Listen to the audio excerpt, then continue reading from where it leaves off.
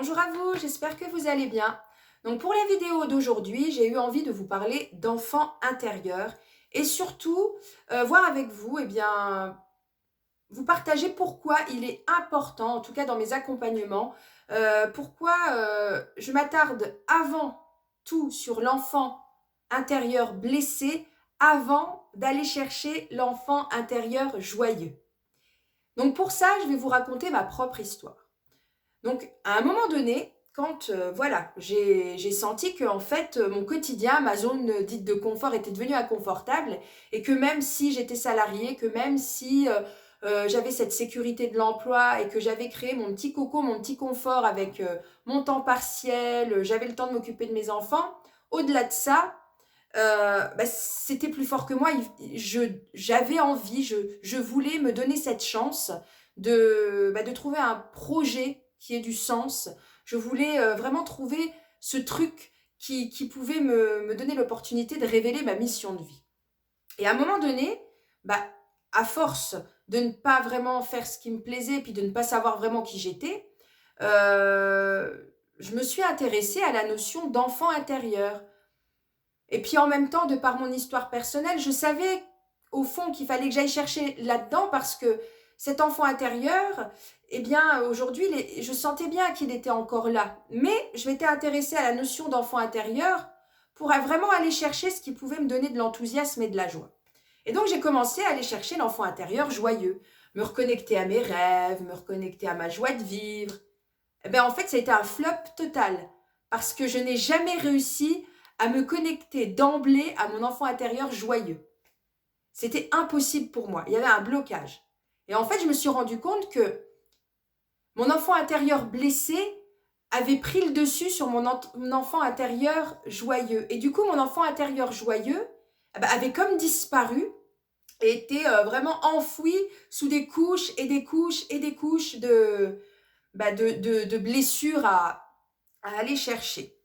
Et donc, je me suis dit, peut-être qu'avant d'aller chercher mon enfant intérieur joyeux, que je n'arrive absolument pas à trouver, je vais aller prendre le temps de me reconnecter à mon enfant intérieur blessé.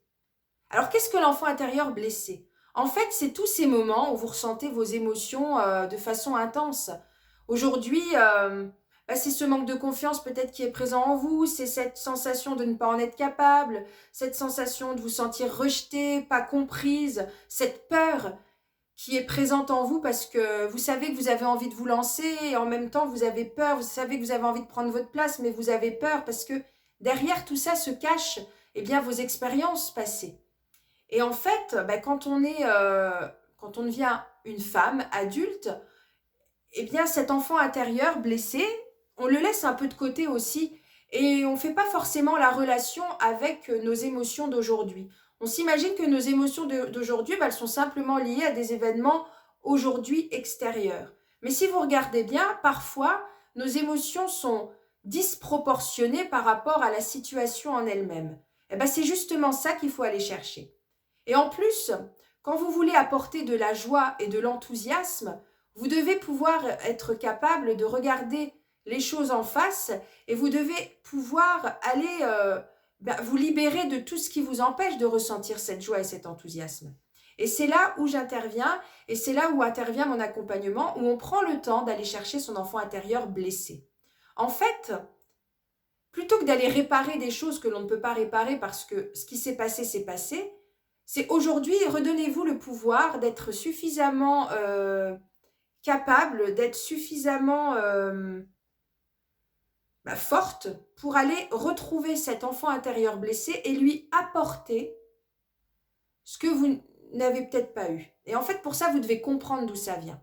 Et donc, d'aller chercher cet enfant intérieur blessé, c'est de lui donner justement l'occasion de le soigner, de le consoler. Et ça, c'est en votre pouvoir et c'est vous qui allez pouvoir le faire. Pourquoi? Pour justement, une fois qu'on a fait ce travail-là, pour justement vous permettre d'aller chercher votre enfant intérieur joyeux. Parce que c'est là où vous allez pouvoir vous reconnecter à lui.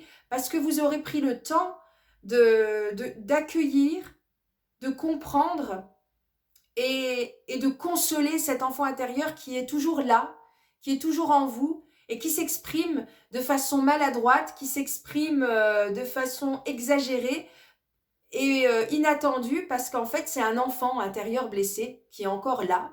Et si vous en prenez conscience, eh ben, c'est là où la magie va opérer et c'est là où vous allez pouvoir justement aller chercher votre enfant intérieur joyeux et là, vous allez vous reconnecter à vos rêves, à votre joie de vivre, à votre être profond, à votre être véritable.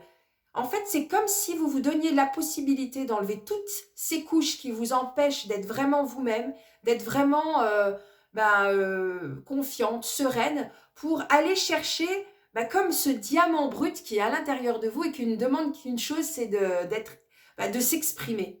Et en fait, ce diamant brut, eh bien, c'est d'aller chercher cet enfant intérieur qui est là, qui a toujours été là, mais qui a tellement été enfoui par toutes ces choses que vous avez peut-être portées sur vos épaules. Et c'est à ce moment-là, voilà, que la magie opère. Donc voilà pourquoi aujourd'hui je voulais vous parler d'enfant intérieur et surtout vous dire pourquoi il est déjà important à mon sens d'aller chercher votre enfant intérieur blessé pour justement permettre à votre enfant intérieur joyeux de s'exprimer à nouveau. Et en fait, tout ça, ça va vous permettre de retrouver de la joie, de l'enthousiasme et de vous reconnecter à ce qui vous fait vraiment vibrer, à ce qui fait sens pour vous. Et c'est là où vous allez commencer à mettre en lumière votre mission de vie professionnelle, et que vous allez commencer petit à petit à prendre votre place. Donc, si le sujet vous parle, je serai ravie de voir vos commentaires. Si vous avez des questions, pareil, je vous invite à poser vos questions. Et si vous voulez aller plus loin, revenez vers moi et on verra ensemble si on est faite ou pas pour commencer ce cheminement, cet accompagnement ensemble. Et en attendant, je vous souhaite une bonne fin de journée et je vous dis à très vite. Au revoir tout le monde.